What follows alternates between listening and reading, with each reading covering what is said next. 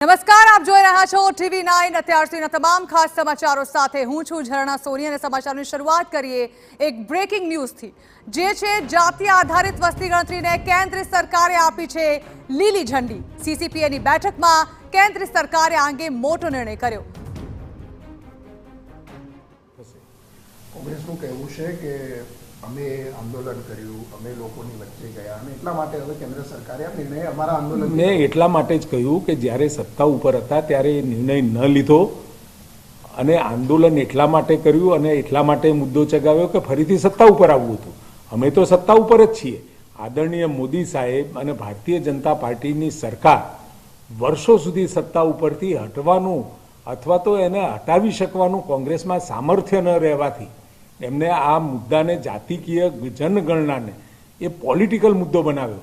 અમારા માટે એ રાજકીય મુદ્દો નથી, પરંતુ દરેક સમાજનો સર્વ સમાવેશક વિકાસ થાય એના માટેનો મુદ્દો છે। આવતીકાલે 1 મે છે, ગુજરાત સ્થાપના દિવસના કાર્યક્રમો શું હશે? આવતીકાલે 1 મે ગોધરાથી પંચમહાલ આદરણીય મુખ્યમંત્રી શ્રી, આદરણીય રાજ્યપાલ શ્રી 600 કરોડથી વધારેના કામો ત્યાં લોકાર્પણ અને ભૂમિપૂજન અને ખાતમુહૂર્ત કરવાના છે। આપણી શરૂઆત અને દરેક જિલ્લામાં આ પ્રકારના કાર્યક્રમો ક્યાંય નાના મોટા હોય તો ત્યાં કરતા જોઈએ।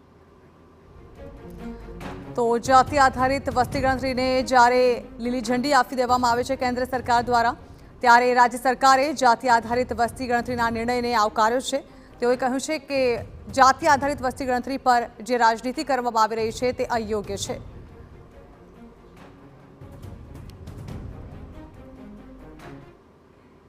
અન્ય